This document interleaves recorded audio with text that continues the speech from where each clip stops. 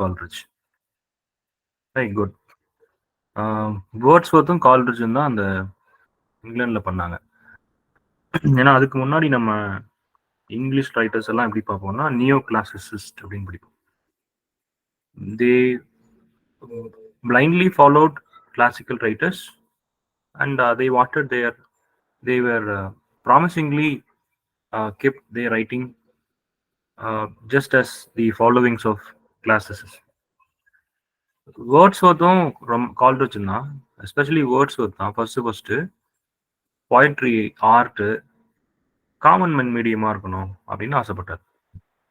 And he tried that essence in his lyrical ballads with the contribution of his friend Coleridge. Then அதோட preface கொடுக்கும்போது he explained why romanticism is needed for literature.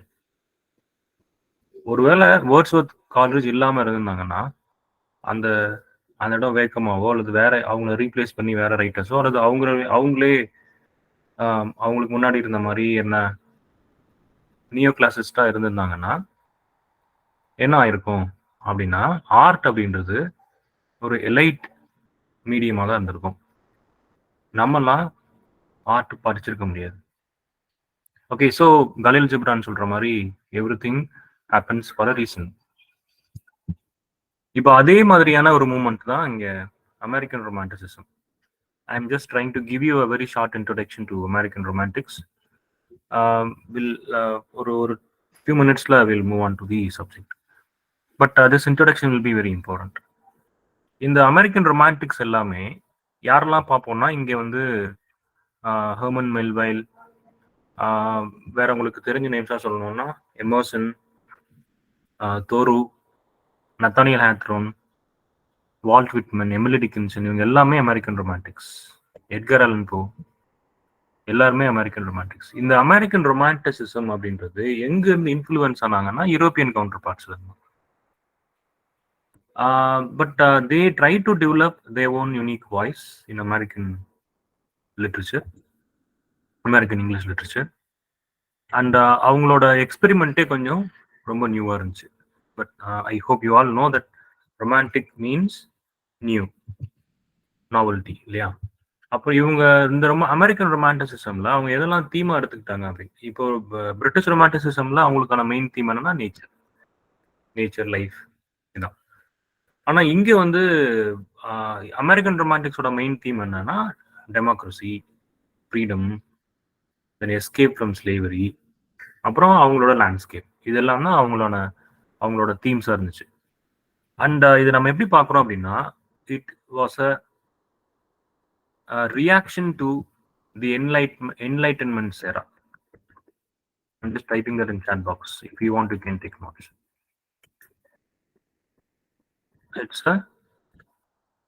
It was a reaction to the enlightenment era. Enlightenment era na என்ன அர்த்தம்? அவங்க ஒரு ரீசனுக்காகவோ ஒரு ஆர்டருக்காகவோ ஒரு இமோஷன்லெஸ் literary sense இருக்கும்போது அதுக்கான ஒரு ரியாக்ஷனா தான் இந்த அமெரிக்கன் ரொமான்டிசிசம் ஆரம்பிச்சு. ரைட். ஸோ இவங்களோட இம்பாக்ட் அமெரிக்கன் கல்ச்சர்ல எந்த அளவுக்கு கிரியேட் பண்ணுச்சு அப்படின்னா I'll tell you that. நம்ம உள்ள படிக்கும் போது நான் சொல்றேன். ஹெர்மன் மெல்வைல் அல்லது நீங்க ஹாரிட் ஸ்டோ இவங்களெல்லாம் நீங்க பார்க்கும்போது ஹாரிட் ஸ்டோவோட அங்கிள் டாம்ஸ் கேபின் ஃபர்ஸ்ட் நாவலா பப்ளிஷ் பண்றாங்க. முதல்ல ஒரு சீரீஸா வருது, அப்புறம் அது நாவலா 3-4 டைம்ஸ் அதை ரிவைஸ் பண்ணி பப்ளிஷ் பண்றாங்க. அப்புறம் அதில் உள்ள ஒன் ஆஃப் தி சாப்டர்ஸ் மட்டும் டிராமாவா பெர்ஃபார்ம் பண்றாங்க. when later during the Civil War's time, when Abraham Lincoln, the president of America, during the time of American Civil War, when he met Harriet Stowe, அவங்களோட conversation எப்படி இருந்துச்சு அப்படின்னா இவர் கேட்கிறாரு, Abraham Lincoln கேட்டிருக்காரு, oh you are the little girl who was the sole cause of this great civil war அப்படின்னு சொல்லி கேட்டிருக்காரு. ஸோ அந்த அளவுக்கு பெரிய இம்பாக்ட்ஃபுல் ஒர்க்கா இருந்திருக்கு. ஏன்னா மொத்த அமெரிக்கன் சிவில் வாரையும் இன்ஸ்டிகேட் பண்ற மாதிரியான ஒரு work uncle Tom's cabin. So it has created a very profound impact on American culture, and it helped to shape the American identity. And later this is what America is, this is what American is அப்படின்னு அந்த ஒரு meaning ஒரு define பண்றோம் இல்லையா, அந்த ஷேப்பே எது கொடுத்துச்சுன்னா American romanticism தான் கொடுத்துச்சு. ஸோ இங்க உள்ள ரைட்டர்ஸ் எல்லாமே தேவர் all greatly influenced by American culture, and they try to keep the key characteristics right in American romanticism, such as transcendentalism, individualism, right, and freedom, right, and talking about the landscape of America, right. இது எல்லாமே அவங்களோட American ரொமான்டிசிசமோட பிகினிங்கா இருந்துச்சு. மீன் American ரொமான்டிசிசமோட ஒரு main கன்சர்னா இருந்துச்சு. So this is how the greatest contribution from the American writers started. So அந்த enlightenment எரால பார்த்தீங்கன்னா இதுக்கு முன்னாடி உள்ள ரைட்டர்ஸ்லாம் கொஞ்சம் பேர் இருப்பாங்க. Maybe will discuss that later. ஏன்னா அதுலேருந்து நிறைய நிறைய இல்லை, ரொம்ப ஃப்ரீக்வெண்ட்டாக தான் கொஸ்டின்ஸ் வருது நெட்டில்.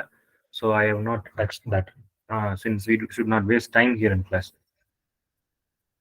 இந்த அமெரிக்கன் ரொமான்டிக்ஸ்ல இருந்து ரிப்பீட்டடா we can find questions in net exams.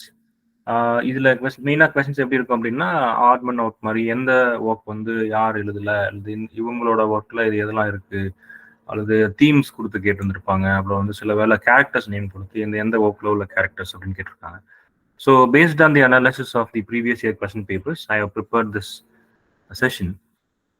Here in my list in American romantics, I have chosen some 13 writers. I will try to complete as much or as many writers as we could complete today, or we'll continue in the next session.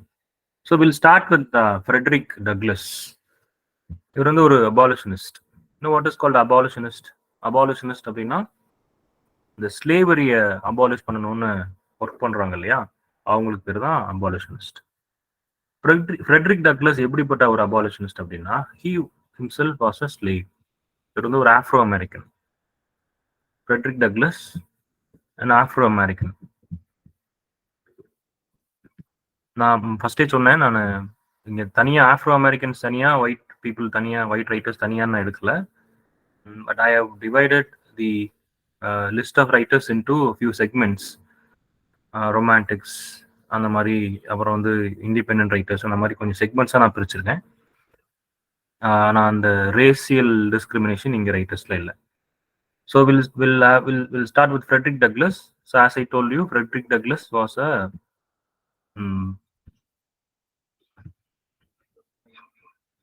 Afro-American.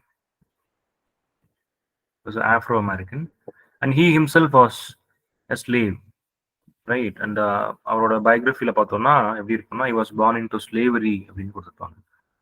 So later he escaped from the slavery, maybe around the year 1930s, somewhere in 1930s. He disguised as a sailor and he escaped from his slavery. Later he came back to the civilization and he became a very leading abolitionist speaker and writer. And he published 3 autobiographies. The list la first irukra moonume vandu autobiographies. Narrative of the life of Frederick Douglass, American Slave அப்படின்றது அதோட subtitle.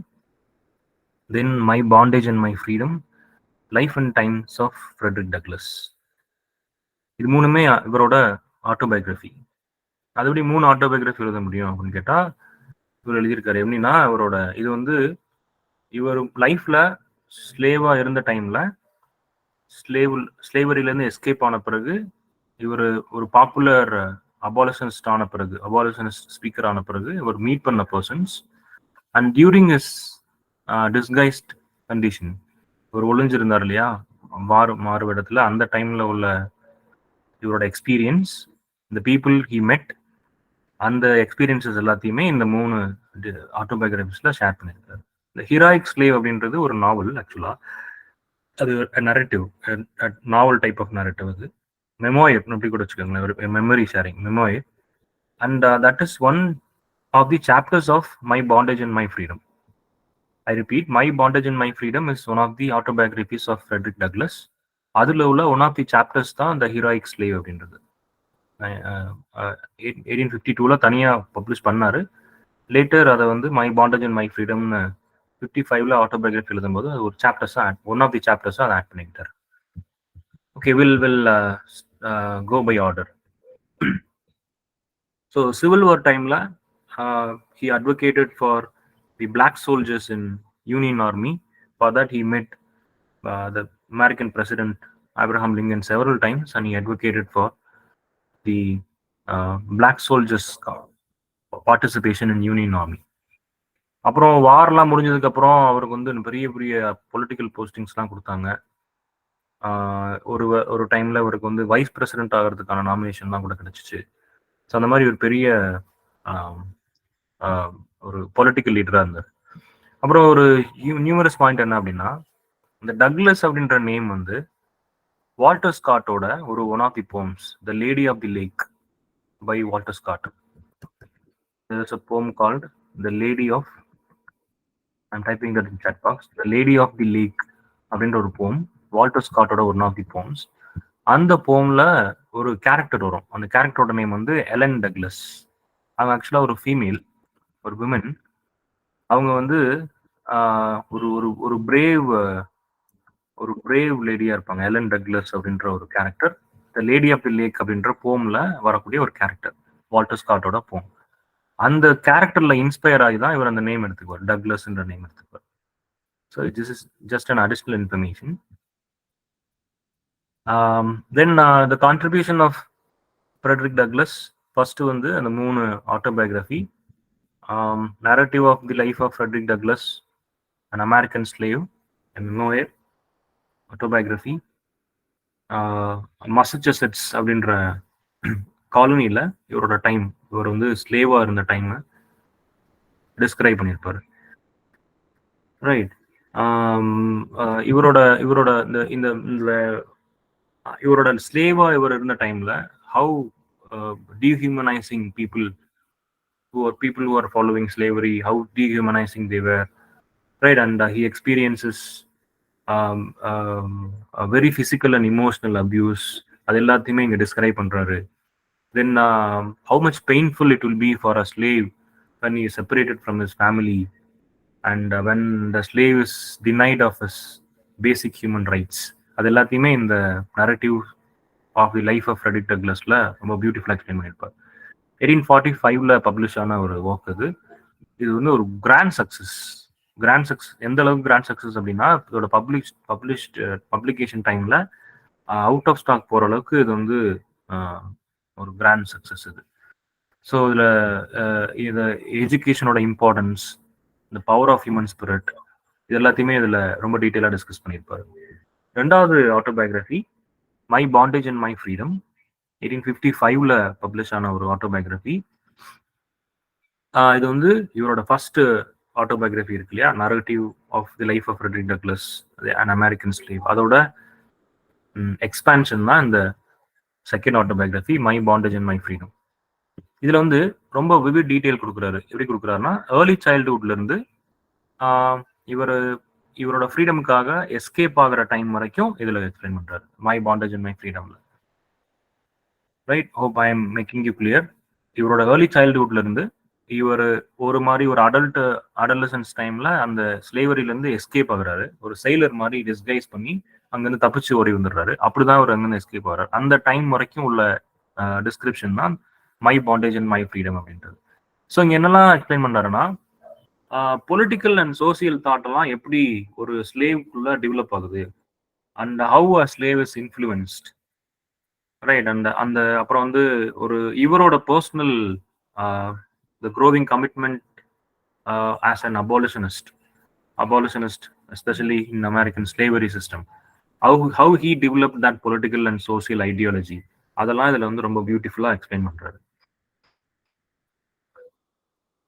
நான் இங்கேயும் நிறைய அந்த dehumanising effects பத்தி பேசுறாரு. அப்புறம் வந்து ஸ்ட்ரகிள் ஃபார் ஃப்ரீடம். நிறைய ஸ்லேவ்ஸ் எல்லாம் they want freedom, but still just because of the kind of the trustworthy that they built in their owners, or due to the family condition, அப்புறம் threatening, இதுக்கெல்லாம் பயந்துக்கிட்டு அவங்க எப்படி அந்த ஃப்ரீடம் தாட்டை அப்படி மேபி மைண்ட்லேயே வச்சுக்கிட்டு அவங்களால இருக்க முடிஞ்சிச்சு. இதெல்லாமே இங்க சொல்றாரு. The struggle for freedom and equality. Right. அடுத்த life narrative autobiography, life and times of Frederick Douglass. இது அனதர் ஒரு பியூட்டிஃபுல் ஆட்டோபயோகிராஃபி, 1892ல பப்ளிஷ் ஆனது.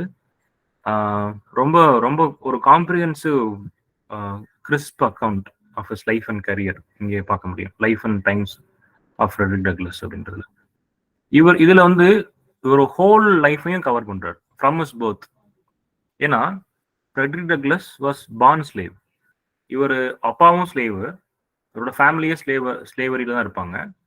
இவர் பிறக்கும் போதே அந்த ஸ்லேவரி சிஸ்டம்ல தான் இருப்பார். 1818ல how he got his his birth into slavery in 1888. From that time to 1895 till the death, ஒரு ஒரு எண்டு வரைக்கும், லைஃபோட எண்டு வரைக்கும் இவர் எப்படி இருந்திருப்பாரு அப்படின்றத ஒரு some imagination also with full of autobiographical touch, and how he escaped to freedom, then how he got his career as an abolitionist speaker, writer and activist. இதெல்லாமே இங்க எக்ஸ்பிளைன் பண்றாரு. Then he's meeting with the very prominent political figures of that time. Then how he started his ongoing fight for racial equality. All that he explains this. Right, இங்க ரொம்ப பியூட்டிஃபுல்லா explain பண்றாரு. இது வந்து டக்ளஸோட life புரிஞ்சுக்கிறது மட்டும் கிடையாது, இந்த என்டையர் அமெரிக்கன் ஸ்லேவரி சிஸ்டம் எப்படி இருந்துச்சு அப்படின்னு தெரிஞ்சுக்கணும்னா இந்த 3 லைஃப் நரேட்டிவ்ஸ் படிச்சா நம்ம கிளியரா தெரிஞ்சுக்க முடியும். ஸோ அடுத்த ஒர்க் வந்து நான் சொன்னதில்ல, ஹீரோயிக் ஸ்லேவ் அப்படின்றது. It's one of the chapters in my bondage and my freedom. இது 1855ல பப்ளிஷ் பண்ணுது.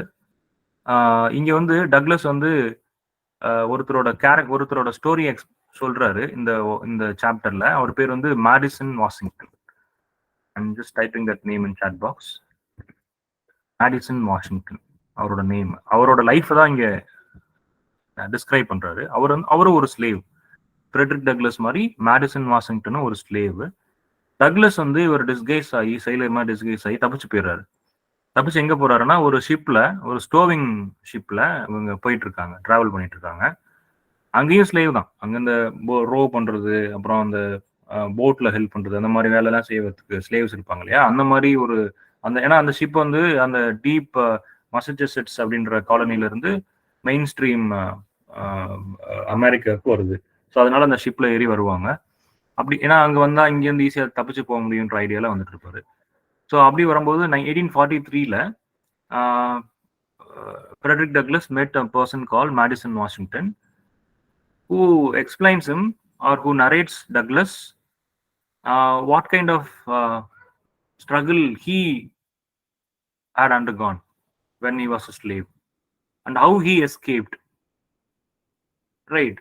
And அது வந்து ஒரு பெரிய ஹீரோயிக் ஸ்டோரி. ஸோ அந்த ஹீரோயிக் ஸ்டோரியை கேட்க அவருக்கு வந்து இவரோட லைஃப் ஒரு ஸ்லேவ் லைஃப் இது. இவர் அதுல இருந்து எஸ்கேப் ஆகி இப்பதான் போயிட்டு இருக்காரு.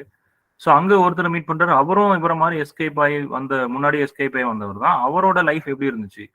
So slavery system common term, ஆனா slave condition of slaves are not common, same. ஒவ்வொரு இடத்துலையும் ஒவ்வொரு காலனிலையும் ஒரு மாதிரி இருந்திருக்கு. ரொம்ப ரூத்லெஸ்ஸா டக்ளஸோட லைஃபை விட ரொம்ப ரூத்லெஸ்ஸான லைஃப் தான் மேடிசன் வாஷிங்டனுக்கு இருந்திருக்கு. ஸோ அது எல்லாத்தையுமே இந்த ஒர்க்ல இந்த சாப்டர்ல எக்ஸ்பிளைன் பண்றாரு, இந்த ஹீரோயிக் ஸ்லேவ் அப்படின்ற சாப்டர்ல. ஸோ லேட்டர் அவரோட autobiography my bondage and my freedom எழுதும்போது இதையும் ஒன் ஆஃப் தி சாப்டர்ஸா ஆட் பண்ணிக்கிட்டார். ஸோ இது எல்லாமே நம்ம ஃப்ரெட்ரிக் டக்ளஸோட கான்ட்ரிபியூஷன்ல பார்க்குறோம். த நார்த் ஸ்டார் அப்படின்றது ஒரு நியூஸ் பேப்பர், ஒரு அபாலிஷனிஸ்ட் நியூஸ் பேப்பர். இது இவர் தான் ஸ்டார்ட் பண்றாரு, ஃப்ரெட்ரிக் டக்ளஸ் தான் ஸ்டார்ட் பண்ணாரு. இவரோட நிறைய ரைட்டிங்ஸ், சின்ன சின்ன எஸ்ஸேஸ், அந்த அபாலிஷனிஸ்ட் தாட்ஸ், ரைட், அந்த ஃப்ரீடம் தாட்ஸ், இது எல்லாமே அந்த நார்த் ஸ்டார் என்ற நியூஸ் பேப்பர்ல தான் பப்ளிஷ் பண்ணாரு. Later he started another newspaper called Frederick Douglass paper, அவர் வந்து பெரிய பொலிட்டிக்கல் ஃபிகர் ஆன பிறகு start another paper call Frederick Douglass paper. அப்போ அதை ரெண்டையும் சேர்த்துக்கிட்டார், மர்ஜ் பண்ணிக்கிட்டார். So this is one among the important informations in Frederick Douglass. Then இவரோட ஒரே ஒரு போம் பார்க்க முடியும், லிபர்ட்டி அப்படின்றது, ஒரு 8 லைன் போம். அது அந்த போம் வந்து ரொம்ப ரொம்ப ஃபேமஸ். இப்பவும் ஆலிஸ் வாக்கரோட வீடியோஸ்லாம் நீங்கள் ரெஃபரன்ஸாக இந்த ஃப்ரெட்ரிக் டக்ளஸோட 8 லைன் போமை பார்க்க முடியும். ரொம்ப ஒரு இன்ஃப்ளூயன்ஷியல் போம் அது. So all this are of with Frederick Douglass. Then Harriet Stowe. So Harriet ஸ்டோவ்னு சொன்னோடனே நமக்கு இமீடியட் ஞாபகம் வருது அங்கிள் டாம்ஸ் கேபின். நாங்கள் 4 டைம்ஸ் கொடுத்துருக்கேன் uncle Tom's cabin. Right. Harriet ஸ்டோவோட கான்ட்ரிபியூஷன் பார்த்தீங்கன்னா நிறைய, நம்ம என் number nearly around 30 books, right, novels, memoirs, right, and நிறைய ஆர்டிகிள்ஸ், லெட்டர்ஸ், ஷார்ட் ஸ்டோரிஸ் எல்லாமே உங்களோட கலெக்ஷன் இருக்கு. ரொம்ப நிறைய லிஸ்ட், பெரிய லிஸ்ட் அது.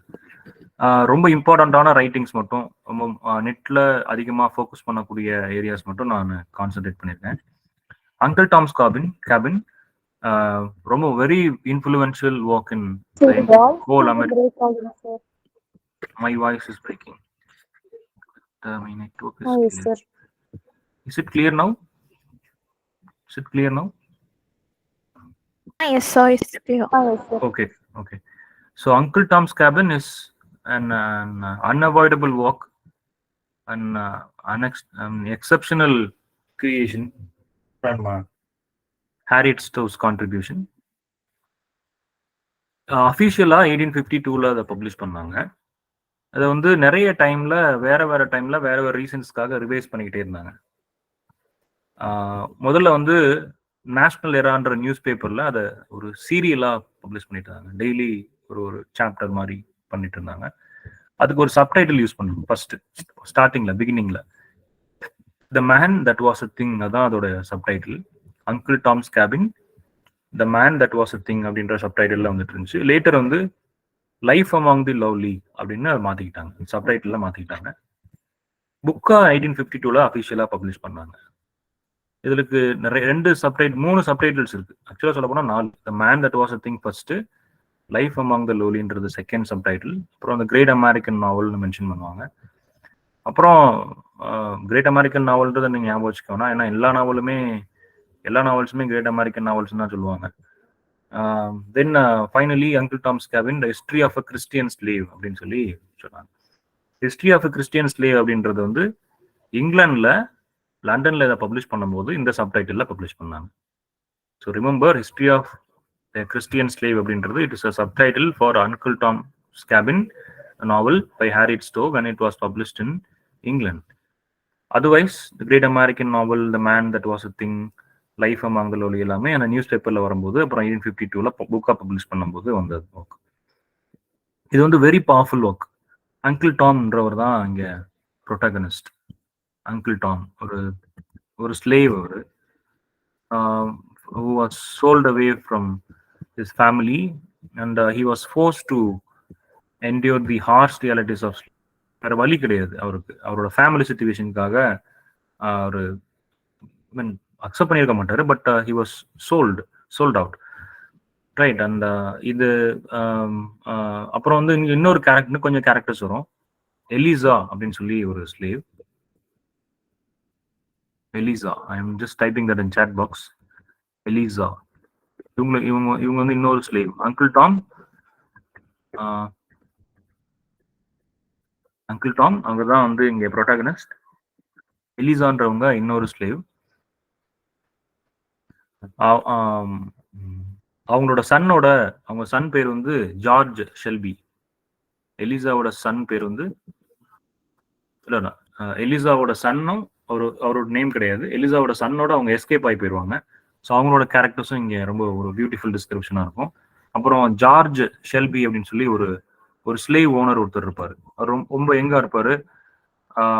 வேற அவருக்கு வந்து இந்த ஸ்லேவரி சிஸ்டம்ல இன்ட்ரெஸ்ட் இருக்காது. பட் லேட்டர் வேற வழி இல்லாம அந்த இன்ஜஸ்டிஸ் ஆஃப் ஸ்லேவரி அதெல்லாம் அவருக்குள்ளேயும் வர ஆரம்பிச்சிடும்.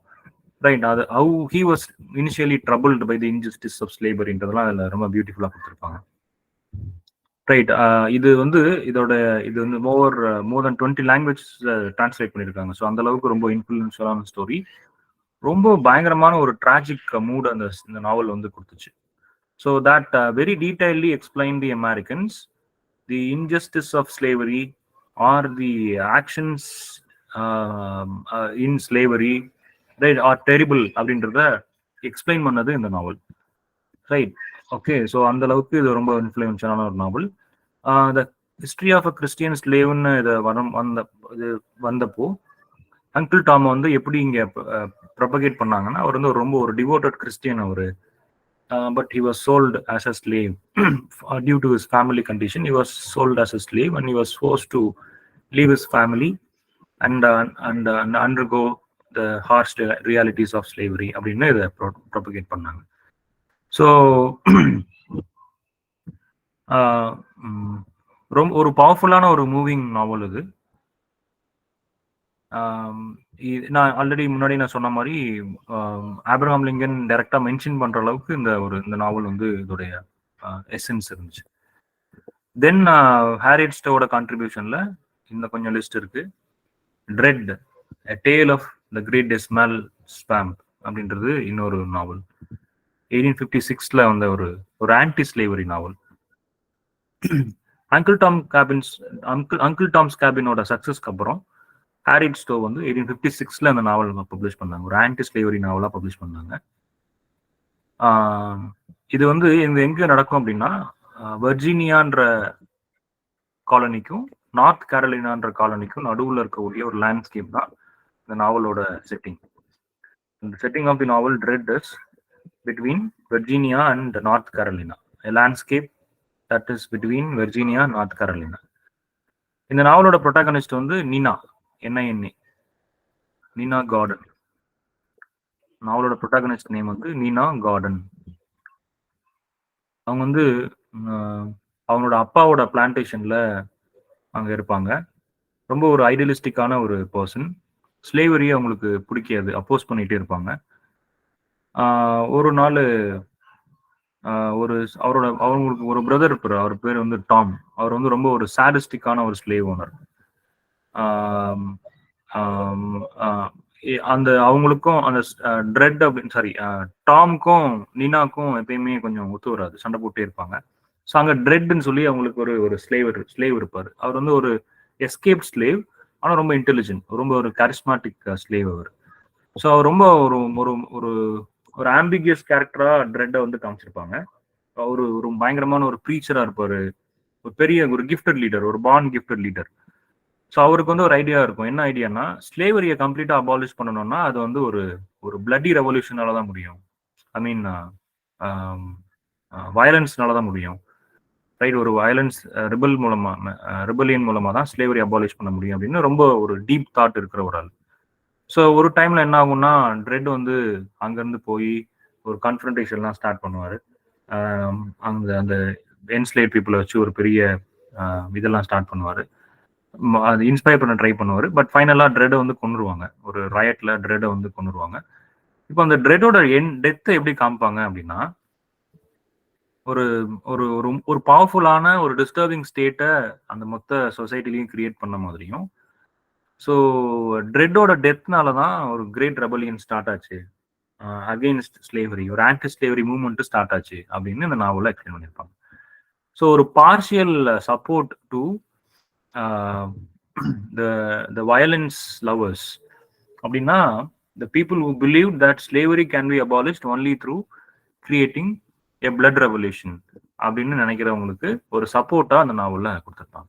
Thread a tale of a great dismal swamp அப்படின்னு. Then next work Charlie and what to do வித்ன்றது ஒரு ஷார்ட் ஸ்டோரி. ரொம்ப முக்கியமான ஷார்ட் ஸ்டோரி. 1858ல வந்த ஒரு ஷார்ட் ஸ்டோரி. இங்க வந்து மிஸ்டர் அண்ட் மிஸ்ஸஸ் ஹெண்டர்சன் அப்படின்ற 2 பேர் தான் இங்க முக்கியமான characters. Mr Henderson and Mrs Henderson. இது வந்து இந்த second half of 19th century American society அதோடைய ப்ரொஜெக்ஷன் தான் இந்த ஷார்ட் ஸ்டோரி.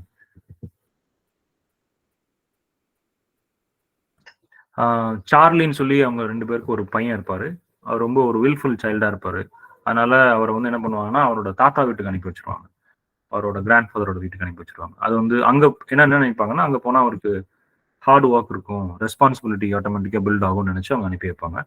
ஸோ இனிஷியலா அங்க வந்து ரொம்ப அன்ஹாப்பியா இருக்கிற சார்லி வந்து லேட்டர் அவரோட simple life I mean life is very simple அப்படின்ற ஃபேக்ட் எல்லாம் அண்டர்ஸ்டாண்ட் பண்ணிக்குவாரு. ஸோ அவரோட கிராண்ட் ஃபாதரோட டீச்சிங் தான் இந்த ஷார்ட் ஸ்டோரி. ஸோ இது வந்து பேரண்டிங்கோட challenges. Second half of 19th சென்ச்சுரியில அமெரிக்கன் சொசைட்டில இருந்த பேரண்டிங் சேலஞ்சஸ் இந்த ஷார்ட் ஸ்டோரி டிஸ்கிரைப் பண்ற மாதிரி இருக்கும்.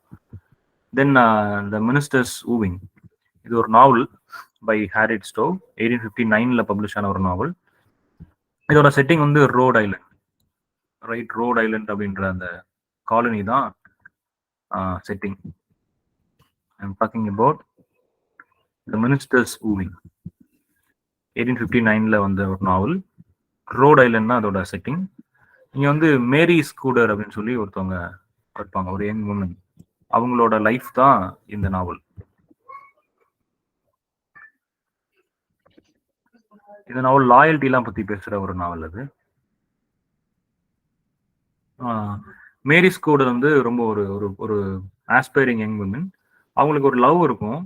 அவரோட பேர் வந்து James Marvan, right? James Marvan. ஆனா அந்த டைம்ல அவங்களோட அம்மா பியூரிட்டன் கம்யூனிட்டியை சேர்ந்த ஃபேமிலி இவங்க. மேரி ஸ்கூடர் வந்து ஒரு பியூரிட்டன் ஃபேமிலியில இருக்கிறவங்க. இன்னும் ஆப்வியஸ்லி ஹவு பியூரிட்டன்ஸ் அவங்களோட ஐடியலிஸ்ட் தாட்ஸ் எல்லாம் எப்படி இருக்கணும்னு நமக்கு தெரியும் இல்லையா? ரொம்ப ரொம்ப பியூர் ஐடியாலஜிஸ், பயஸ் ரிலீஜியஸ் பீப்புளாக இருப்பாங்கல்ல. ஸோ அவங்க வந்து லவ்லாம் அக்செப்ட் பண்ண மாட்டாங்க. ஸோ மேரி ஸ்கூடரோட loyalty towards her mother and the Puritan ideology, also the unconventional or unconditional love, the passionate love of James Marvyn, இது ரெண்டுக்கும் நடுவில் உள்ள அந்த ஒரு என்ன சொல்றது, அந்த இந்த ஸ்ட்ரீக் தான் அந்த நாவல், ரைட்? இந்த ஸ்டோரியோட எண்ட்ல வந்து மேரி வந்து அது ஒரு ஒரு அன்எண்டிங்காக தான் நாவல் முடியும். அந்த நாவல் வந்து Mary Scudder will choose to follow her heart. So அவங்களோட அம்மா கம்யூனிட்டி இதெல்லாம் தாண்டி மாவினோட போய் இருக்கணும், ஒரு நியூ டவுன்ல போய் இருக்கணும்ன்றது தான் அவங்களோட ஆசையா இருக்கும். Then she will do that. இந்த நாவலோட பர்பஸ் என்ன அப்படின்னா, லவ், ஃபெய்த் அண்ட் கரேஜ், அதான் முக்கியமான தீம்ஸ் இங்க. நியூ இங்கிலாந்து, அதாவது செகண்ட் ஹாஃப் ஆஃப் 18th சென்ச்சுரியில 19th சென்ச்சுரியில இருந்த New England American realistic portrayal தான் அந்த நாவல். அவங்களோட கேரக்டர்ஸ் எப்படி இருந்துச்சு அப்படின்றது. ஏன்னா ரோட் ஐலண்ட் அப்படின்றது மசச்சூசெட்ஸ் மாதிரி ஒரு பியூரிட்டன் காலனி. ஸோ அந்த காலனியில் உள்ள பீப்புளோட மைண்ட் செட் நம்ம ரீஸ்டோரேஷன் டைம்ல பார்ப்போம்ல, அந்த காமன்வெல்த் பீரியடுக்கு அப்புறம் எப்படி ரீஸ்டோரேஷன் டைம்ல பீப்புள் பிஹேவ்ட் அப்படின்னு, அந்த மாதிரியான ஒரு செட்டப் தான் அந்த நாவல் த மினிஸ்டர்ஸ் ஊவிங். இதெல்லாம் family related novel. Then the pearl of Orr's Island, அதுக்கு ஒரு சப்டைட்டில் இருக்கு, A Story of Coast of Maine அப்படின்னு. ஸோ நாவல் பை ஸ்டோவ், 1862ல பப்ளிஷ் ஆன ஒரு நாவல். இது வந்து ஓவர் ஐலண்ட் அப்படின்னு அந்த நாவல் டைட்டிலே இருக்கு, ஓவர் ஐலண்ட். அது வந்து ஒரு ஃபிக்ஷனல் பிளேஸ், அது ஒரு சின்ன ஐலண்ட். அது அங்க வந்து மாரா லிங்கன் அப்படின்னு சொல்லி ஒருத்தவங்க இருப்பாங்க, ஒரு ஒரு லேடி, ஒரு யங் உமன் இருப்பாங்க. அவங்களோட தாத்தா வந்து ஒருத்தர் இருப்பாரு. அவங்க அப்பா அம்மா இருக்க மாட்டாங்க மாரா லிங்கனுக்கு. அவங்களோட தாத்தா பேர் வந்து captain Lincoln, right? the grandfather's name was captain Lincoln. இவங்களோட அப்பா, ஆமா, பேரண்ட் 2 பேரும், மாரா லிங்கனோட அப்பா அம்மா 2 பேரும் ஒரு ஒரு வாயேஜ்ல ஷிப் ரெக் ஆகி அவங்க இறந்து போயிடுவாங்க. அதுக்கப்புறம் கேப்டன் லிங்கனோட பேரண்டிங்ல தான் அவங்க இருப்பாங்க. ஸோ இவங்களுக்கு வந்து ஒரு ரொம்ப சிம்பிள் லைஃப். அந்த ஓவர் ஐலண்ட்றது ஒரு சின்ன சைஸ், சின்ன ஐலண்ட், ஒரு சின்ன ஐலண்ட். அது அங்கே தான் அவங்க இருப்பாங்க. ஃபிஷிங் பிஸ்னஸ் தான் அவங்களோட, ஃபிஷிங் தான் அவங்களோட மெயின் பிஸ்னஸ். ஸோ ஒரு நாள் ஒரு ஆக்சிடென்டலாக ஒரு ஸ்ட்ரேஞ்சரை மீட் பண்ணுவாங்க. அவர் பேர் வந்து ஹாரி பர்சிவல். அவரோட நேம் வந்து ஹாரி. அவர் இங்கே வருவார், ரொம்ப ஹேண்ட்ஸமான ஒரு சார்மிங் யங் மேன். ஸோ இங்கே வந்தவுடனே இவங்களுக்கு கொஞ்சம் கொஞ்சமாக இவங்களோட ரிலேஷன்ஷிப் வந்து லவ்வாக மாறும்.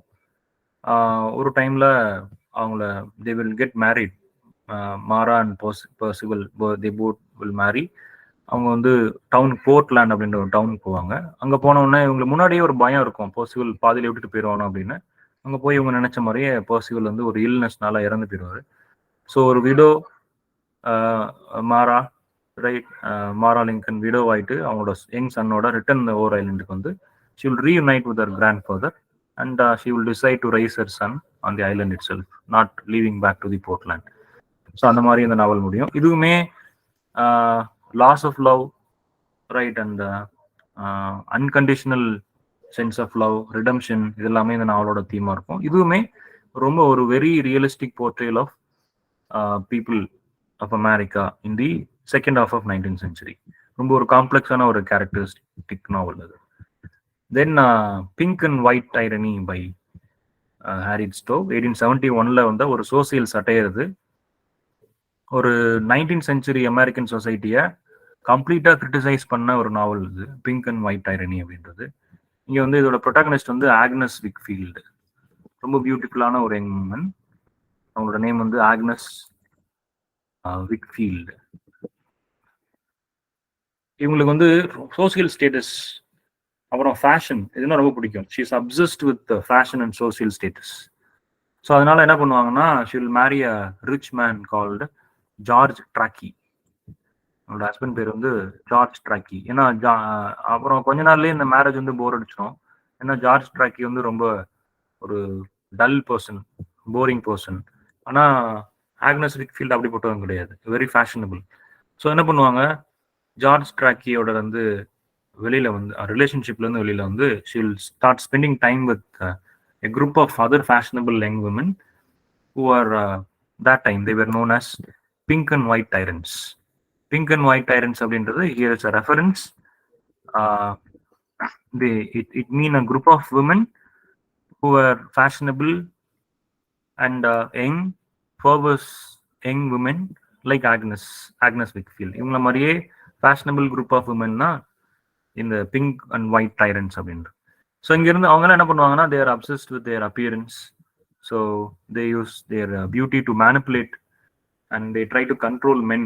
அவங்களோட main idea, pink and white டைரன்ஸோட மெயின் ஐடியா, இந்த குரூப்போட மெயின் ஐடியா என்னவா இருக்கும்னா, they can manipulate and control men right with the beauty அப்படின்றது அவங்களோட ஐடியாவாக இருக்கும். பட் லேட்டர் கொஞ்சம் கொஞ்சமாக அந்த இவங்களோட டைம் அங்கே அதிகமாக shopping, parties right and flirting with men, இந்த மாதிரியான ஆக்டிவிட்டியில் she will neglect her husband and completely her home also. And ஒரு மெட்டீரியலிஸ்டிக் ஒரு விமனாக மாறிடுவாங்க. எண்டில் வந்து இந்த ஃபேஷன் அப்சஷன்னால, சோசியல் ஸ்டேட்டஸ் அப்சஷன்னாலேயே ரொம்ப பெரிய டவுன்ஃபால் அவங்களுக்கு கிடைக்கும். She will lose everything. She will lose her husband, she will lose her fortune, all the reputation right. And அவங்களோட இவ்வளோ நாள் அவங்க ஹார்ட் ஒர்க் பண்ணி அந்த செல்ஃப் ரிலையன்ஸில் ஏர்ன் பண்ண எல்லா பொசிஷனுமே அவங்களுக்கு லூஸ் ஆயிடும். So horrid stove try to explain the American society that pink and white tyranny could be a very cautionary story about the dangers of materialism.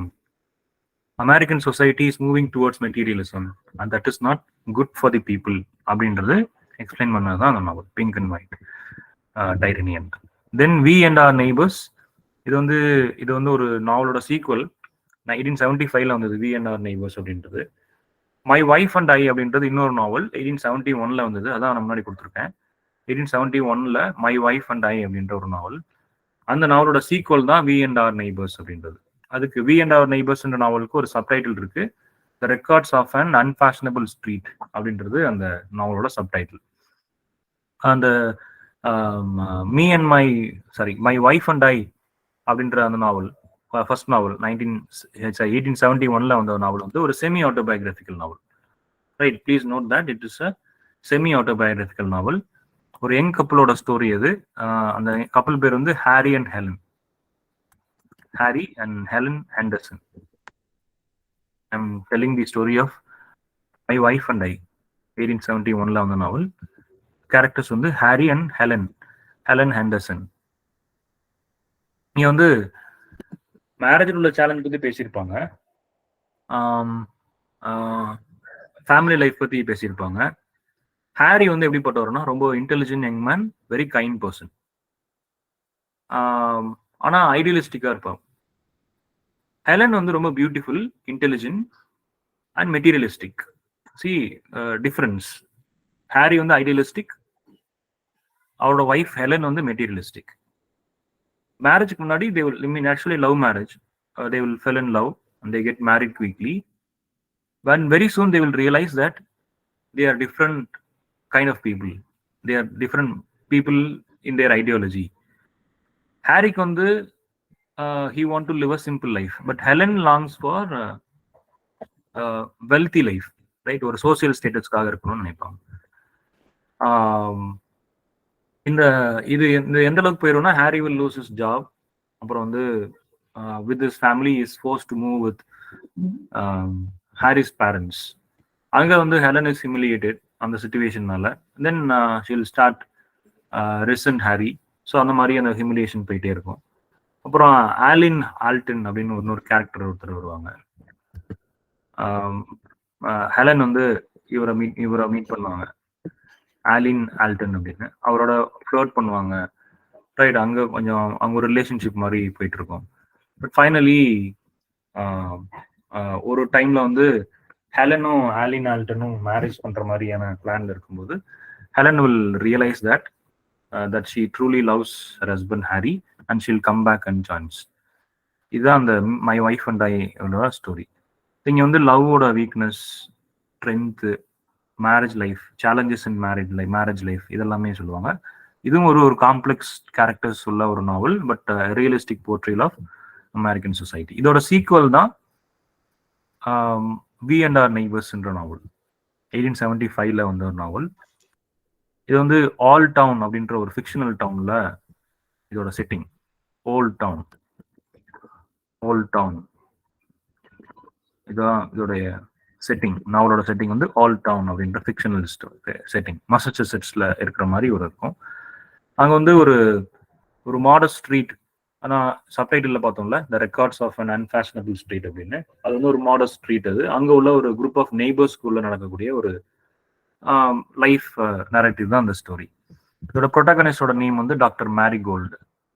ரொம்ப கைண்டான ஒரு கம்பேஷனேட்டான ஒரு doctor, physician, doctor marigold. she's actually truly a beloved by his neighbors.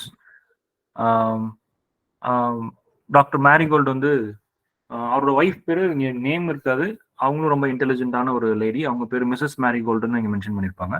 2 children இருப்பாங்க. மேரிகோல்டோட வீட்டு பக்கத்துல Smith அப்படின்னு சொல்லி ஒருத்தர் இருப்பாரு, ரொம்ப புவர் மேன், மிஸ்டர் ஸ்மித். அவரோட ஃபேமிலி எங்க இருக்கும், ரைட்? இவங்களோட associations, right? And they are very hard working. ஒரு ஃபேக்டரி ஒர்க்கரா இருப்பாரு. மிஸ்ஸஸ் ஸ்மித் வந்து ஒரு சீம்ஸ்ட்ரெஸ்ஸா இருப்பாங்க. அவங்களுக்கு 2 குழந்தைகள் இருக்கும், ஒரு பாய் அண்ட் கேர்ள் இருப்பாங்க, ரைட்? அண்ட் அப்புறம் வந்து ஜோன்ஸ் அப்படின்னு சொல்லி ஒருத்தர் இருப்பார், ஒரு பேங்கர் ஒருத்தர், Mister and Missus Jones, J O N E S Jones. So அவங்களுக்கு ஒரு சன் இருப்பாரு. So Marigold, Smith and Jones, இவங்க 3 பேரோட 3 ஃபேமிலியோட லைஃப், ஒரு அந்த ஃபேமிலி, கம்யூனிட்டி, லவ், லாஸ் இதெல்லாமே ஒரு ரொம்ப இன்ஸ்பைரிங்கா அந்த ஸ்டோரியை சொல்லியிருப்பாங்க.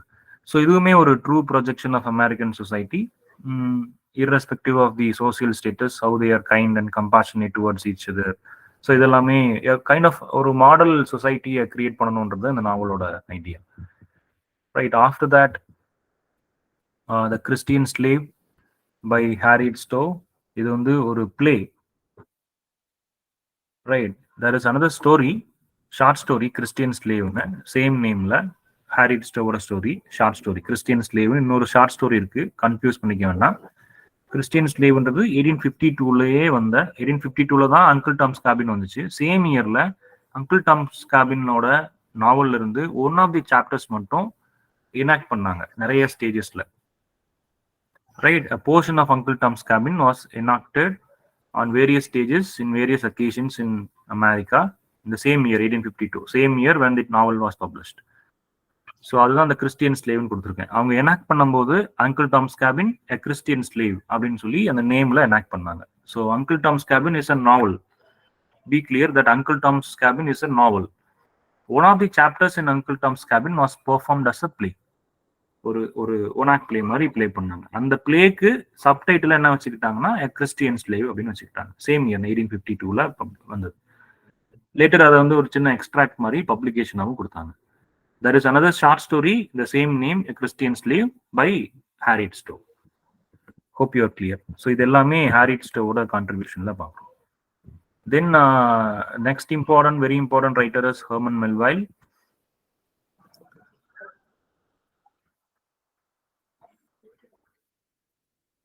இவர் வந்து ஒரு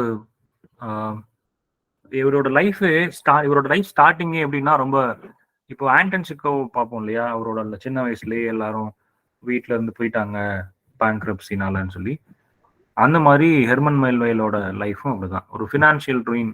அப்படிதான் அவரோட லைஃபோட ஸ்டார்டிங்கே. அவரோட அப்பா வந்து ஒரு சக்சஸ்ஃபுல் பிஸ்னஸ் மேனா இருந்தாரு.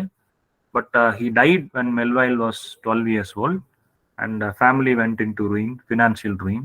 So Melville had to stop going to school and find work to support his family.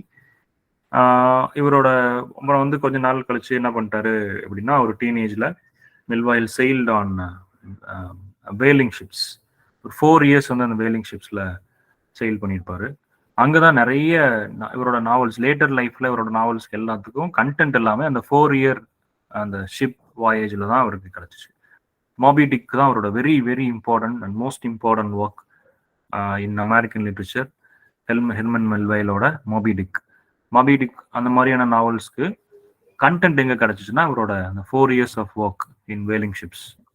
அப்புறம் லேட்டர் அவர் லைஃப்ல டீச்சரா ஒர்க் பண்ணியிருக்காரு, ஒரு பேங்க்ல கிளர்க்கா இருந்திருக்காரு, ரைட், ஒரு கஸ்டம்ஸ்ல இன்ஸ்பெக்டரா இருந்திருக்காரு. அந்த மாதிரி நிறைய வேலை பார்த்துட்டே இருந்திருக்காரு. But finally came to writing and contributing much to the American literature.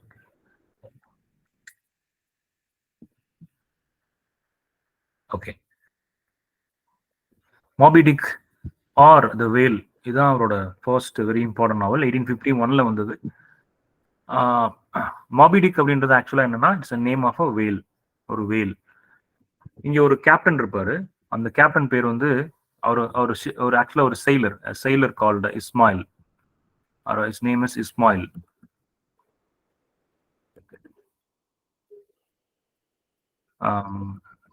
அவர் வந்து இஸ்மாயில்ன்றவர் ஒரு ஸ்டோரி நரேட் பண்றாரு, right. So this book is the sailor Ismail's narrative of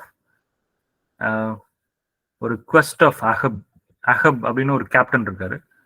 அந்த கேப்டன் வந்து ஒரு வேல், அந்த வேலோட நேம் தான் மாபி டிக்.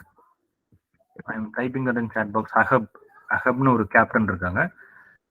அந்த கேப்டன் வந்து ஒரு ஜெயண்ட் வேல் வந்து என்ன ஆயிடுச்சுன்னா அவரோட லெக் கடிச்சிடும். இந்த whale bit off his leg when he was in his previous voyage. இவரோட ப்ரீவியஸ் ஷிப் வாயேஜ்ல மாபி டிக் அப்படின்ற ஒரு ஜெயண்ட் வேல், ஒரு ஒயிட் ஸ்போம் வேல் வந்து கேப்டன் அஹப் வந்து கடிச்சிடும், கால் இல்லாம போயிடும், ஒரு கால். அந்த வேலை திரும்ப அவர் மீட் பண்ணி ரிவெஞ்ச் எடுக்கணும்ன்றது தான் அந்த கதை. அந்த கதையை யார சொல்றாருன்னா sailor Ismail அப்படின்ற ஒருத்தர் நரேட் பண்றாரு, ரைட். நிறைய மூவிஸ்லாம் கூட வந்திருக்கு இதே நேம்ல, மாபி டிக்ன்ற நேம்ல. பயங்கரமான ஒரு ரெப்யூட்டேஷன் உள்ள ஒரு நாவல். this is known for its complex symbolism. தென் இந்த நாவல்ல வந்து என்னென்ன டிஸ்கிரிப்ஷன் பார்க்க முடியும்னா, இந்த whaling industry which is based on whale, right, sailing. அப்புறம் obsession, revenge, right, and the nature of good and evil எல்லாமே இதுல சொல்ல முடியும். கேப்டன் அஹப் வந்து இங்க ஒரு ரொம்ப டிராஜிக் ஃபிகரா தான் காமிச்சிருப்பாரு. ஏன்னா அவர் வந்து he's fighting against the nature. It is impossible to destroy a whale, hunt a whale, but Captain Ahab tries to do it, right. And he is willing to sacrifice everything. Captain Ahab is willing to sacrifice everything, right. That includes his life, right. His sole aim was to destroy the whale. ரொம்ப ஒரு ரேஷனலான ஒரு கேரக்டரா அதை காமிச்சிருப்பாங்க. அப்புறம் வந்து அந்த whaling இண்டஸ்ட்ரியை, அதோட ஃபேசினேஷன், ரைட், அந்த world of sea, how sailors are living, right, how sailors life is, எல்லாமே இந்த நாவல்ல பார்க்க முடியும்.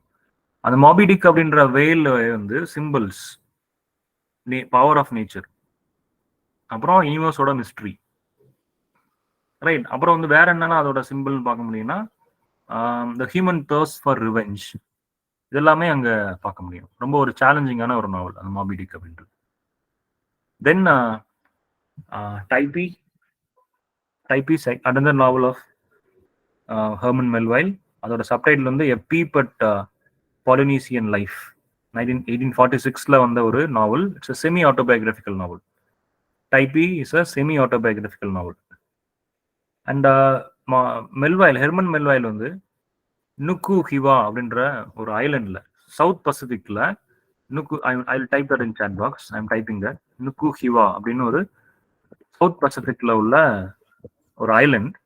அந்த ஐலண்ட்ல இவர் கொஞ்ச நாள் இருந்தார் மெல்வைல். இவரோட இனிஷியல் டைம்ல அவர் சேல் பண்ணாருன்னு சொன்னோம் இல்லையா, ஷிப்ல ஒர்க் பண்ணாருன்னு. அந்த டைம்ல நுக்கு ஹிவான்ற ஒரு சவுத் பசிபிக் ஐலண்ட்ல அவர் கொஞ்ச நாள் இருந்தாரு. அங்க வந்து டைப்பின்னு சொல்லி ட்ரைபல் பீப்புள் இருக்காங்க. ரைட். டைப்பின்றது it's name of a tribal community. அந்த நுக்கு ஹிவா ஐலண்ட்ல இருக்கக்கூடிய டைப்பின்ற ட்ரைபல் கம்யூனிட்டி அவங்களோட கொஞ்ச நாள் இருந்திருக்காரு. அந்த எக்ஸ்பீரியன்ஸை இந்த நாவல்ல ஷேர் பண்றாரு. And this is a coming of age story. Please note down this coming of age story. ஒரு நெட் எக்ஸாம்ல கொஸ்டின் எப்படி கேட்டிருந்தாங்கன்னா, which among the following novels it's a coming of age story அப்படின்னு கேட்டிருந்தாங்க. கம்மிங் ஆஃப் ஏஜ் ஸ்டோரினா Bildungsroman படிச்சிருப்பீங்க இல்லையா, அந்த பில்டங்ஸ் ரோமன் தான் அந்த coming of age story.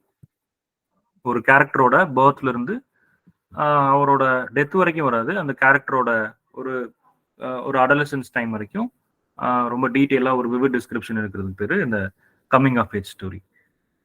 Right. So this Typee is a coming of age story. இவர் வந்து என்ன இதை ட்ரை பண்றாரு அப்படின்னா, சிவிலைஸ் சொசைட்டிக்கும் அந்த பிரிமிட்டிவ் பீப்புளுக்கும் உள்ள டிஃபரன்ஸ்.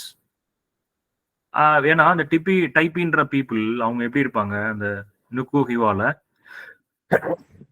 சாரி டைப்பின்ற பீப்புள் எப்படி, அந்த ட்ரைபல் பீப்புள் எப்படி இருப்பாங்கன்னா ரொம்ப ரொம்ப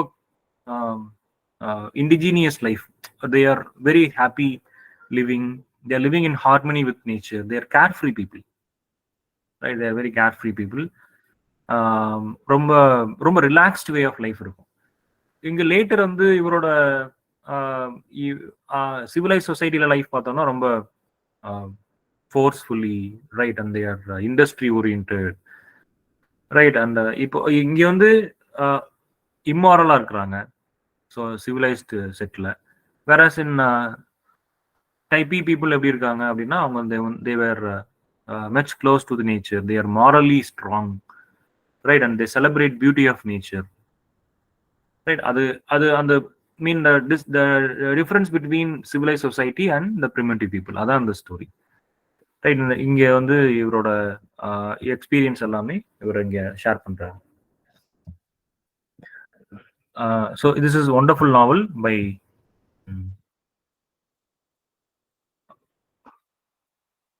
மெல்வைல், right, Herman Melville. The next novel is Omo. அதுக்கு ஒரு சப்டைட்டில் இருக்கு, narratives of adventures in south seas அப்படின்றது தான் அதோட சப்டைட்டில். 1847ல வந்த ஒரு நாவல். இவர் அந்த டைப்பி படிச்சோம் இல்லையா, அதோட சீக்வல் தான் அந்த நாவல். இதுவும் சவுத் பசிபிக்ல, இது ஒரு type of semi autobiographical novel. South பசிபிக்ல இவரோட எக்ஸ்பீரியன்ஸை தான் இங்கேயும் ஷேர் பண்றாரு. ஓமோ அப்படின்றது it's name of a place. Nuku Hiva ஐலண்ட்ல இருந்து பக்கத்துல இருக்கக்கூடிய இன்னொரு இடத்துக்கு பேரு ஓமோ. நுக்கு ஹிவான்ற ஐலண்ட்ல இருந்த ஸ்டோரி வந்து த ப்ரீவியஸ் நாவல் டைப்பி. இந்த நாவல் வந்து ஓமோ அப்படின்ற இடத்துல நடந்த ஒரு மீன் அந்த இடத்துல நடக்கிற மாதிரி இருக்கும். இங்க வந்து ஒரு வேலிங் ஷிப் இருக்கும். அங்க அந்த செயிலர்ஸ் எல்லாமே how they are very cruelly treated, right. அப்புறம் அதெல்லாம் இங்க எக்ஸ்பிளைன் பண்ணுவாரு. அப்புறம் வந்து டஹிட்டி, TAHITI, டஹிட்டின்ற இன்னொரு ஐலண்ட். அங்க வந்து அந்த ஐலண்ட் எதுக்கு பயன்படுத்துவாங்கன்னா, இந்த செயிலர்ஸ் எல்லாமே யாரெல்லாம் எஸ்கேப் ஆகி போகணும்னு ட்ரை பண்றாங்களோ, அல்லது இந்த ஸ்லேவ்ஸ் எல்லாம் இருப்பாங்க இல்லையா, இவங்க எல்லாம் அங்க இம்ப்ரெஷன் பண்ணி வச்சிருப்பாங்க. அது அந்த இடத்துக்கு பேர் வந்து டஹிட்டின்ற ஒரு ஐலண்ட். அந்த இடத்தோட டிஸ்கிரிப்ஷன், ரைட். ஏன்னா ஒரு டைம்ல Melville and his companions were imprisoned in the island call Tahiti. அங்கிருந்து அவங்க எஸ்கேப் ஆகி வந்துருவாங்க, சிவிலைசேஷனுக்கு எஸ்கேப் ஆகி வருவாங்க. அந்த எஸ்கேப் எப்படி நடந்துச்சு, அந்த whaling industry, right, generally world how cruel to the sailors and how cruelly they are treated அப்படின்றது இந்த நாவலோட டிஸ்கிரிப்ஷன். ஸோ இது எல்லாமே ஹெர்மன் மெல்வைலோட contribution. I think it is time 9:05 ஆயிடுச்சு. Will make a break here. இந்த ஹெர்மன் மெல்வைல் பாதியோட நிறுத்துவோம். Maybe on Friday or some other time will continue the session. நம்ம ஹெர்மன் மெல்வைலேருந்து கண்டினியூ பண்ணலாம். I am moving a little slower because I want you to completely understand the different contributions of American romantics. ஏன்னா இதிலிருந்து ரொம்ப ஃப்ரீக்வெண்ட்டாக questions வந்துகிட்டே இருக்கு. So எனக்கு கொஞ்சம் கேரக்டர்ஸ் நேம்ஸ், அப்புறம் அந்த நாவல்ஸோட இந்த இந்த அந்த அவுட்லைன் எல்லாம் உங்களுக்கு தெரிஞ்சிச்சுன்னா யூ கேன் ஈஸிலி ஆன்சர். இந்த ஃபர்ஸ்ட் லுக்லேயே உங்களால் ஆன்சர் கண்டுபிடிக்க முடியும். அதனால I am moving a little slower. அப்புறம் நிறைய நாவல்ஸ் இருக்கிறதுனால கொஞ்சம் ஃபாஸ்ட்டாக போனோம்னா கன்ஃபியூஸ் ஆகிறதுக்கும் சான்ஸ் இருக்குது. அதனால I am moving little slow. If you have any doubts you can ask or else will call it a day. Thank you, sir. Okay, then will make a break here. நம்ம next கிளாஸ்ல இதுல இருந்து அப்படியே continue பண்ணிக்கலாம். Sir. Thank you. Thank you, sir.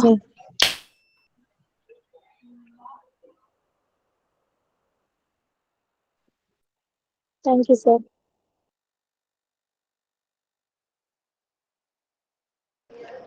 Sir Typee அந்த novel பத்தி சொல்றீங்களாங்க sir? நடுவுல வந்து இதாயிடுச்சுங்க சார், கால்ல இருந்து வெளியில போயிடுச்சு. ஓகே ஓகே, டைப்பின்றது வந்து ஒரு செமி ஆட்டோபயோகிராபிக்கல் நாவல். அந்த நுக்கு ஹிவா நீங்க சாட் பாக்ஸ்ல இருக்குல்ல, பார்க்க முடியுதா உங்களால? திரும்ப டைப் பண்ணி சொல்லணுமா சார்? இப்ப மறுபடியும் ஜாயின் ஆனனால சாட் பாக்ஸ்ல எதுவும் வராதுங்க நான் சார். திரும்ப உங்களுக்கு சொல்றேன். நுக்கு ஹிவா அப்படின்றது ஒரு ஐலண்ட், சவுத் பசிபிக்ல இருக்கக்கூடிய ஒரு ஐலண்ட். அந்த நுக்கு ஹிவான்ற ஐலண்ட்ல இவர் கொஞ்ச நாள் இருந்திருக்கிறாரு. இந்த நுக்கு ஹிவால் ஐலண்ட்ல இருக்கக்கூடிய ட்ரைபல் பீப்புளோட நேம் வந்து டைப்பி. தேர் நோன் அஸ் டைப்பி. அவன் வந்து பாலினீசியன் கல்ச்சர்ல இருக்கக்கூடிய ஒரு tribal people. So this novel is a description or the comparison civilise சொசைட்டிக்கும் அந்த பிரிமிட்டிவ் பீப்புளுக்கும் உள்ள கம்பேரிசன் தான் அந்த நாவல். அந்த டைப்பி பீப்புள்லாம் ரொம்ப ஹாப்பியாக இருக்கிறாங்க, ரொம்ப கேர் ஃப்ரீயாக இருக்கிறாங்க, ஒரு நேச்சுரல் ஹார்மோனி இருக்கு அவங்களுக்கு, ரொம்ப ரிலாக்ஸ்டாக ஒரு லைஃப் வாழ்ந்துட்டு இருக்காங்க. ஆனால் அவங்களுக்கு ஃப்ளாஸ் இல்லைன்னு இல்லை, அவங்களுக்கும் ஃப்ளாஸ் இருக்கு. பட் இருந்தாலும் they are people who never involved in war, right? And they practice cannibalism. அதெல்லாம் அவங்களோட ஃப்ளாஸ் தான். பட் இருந்தாலும் they are living very simply, ரொம்ப ப்ரொடக்டிவா, right? they are very safely safeguarding their culture, environment. அப்புறம் வந்து ரொம்ப ஒரு நேச்சுரல் ஹார்மோனி இருக்கு அவங்களுக்கு, மாரல் இருக்கு, ரைட்? பிஹேவியரல் மாரல் இருக்கு. ஆனால் இங்கே சிவிலைஸ் சொசைட்டியில் மாரல் கிடையாது, right? they are war loving பீப்புளாக இருக்காங்க. அப்புறம் வந்து ரிலேஷன்ஷிப் இஷ்யூஸ்லாம் இங்கே நிறைய இருக்கு. And they're not people like Typee. அவங்கள மாதிரி ஒரு பாலினீசியன் லைஃப் கிடையாது உங்களுக்கு. இவங்க ரொம்ப செக்யூர்ட் லைஃப்ன்ற பேரில் அவங்க நிறைய இண்டஸ்ட்ரி ஓரியன்ட் பீப்புளாக இருக்காங்க இல்லையா? ஸோ இந்த டிஃபரன்ஸ் தான் அந்த டைப்ன்ற நாவலில் கொடுக்குறாரு, right? It's a kind of celebration of life, right? எது வாட் இஸ் ட்ரூ. ஸோ இந்த நாவல் வந்து it's a base for American transcendentalism, right? அப்படி கூட நீங்கள் வச்சுக்கலாம். Clear madam? Thank you sir. Okay, thank you sir. Okay.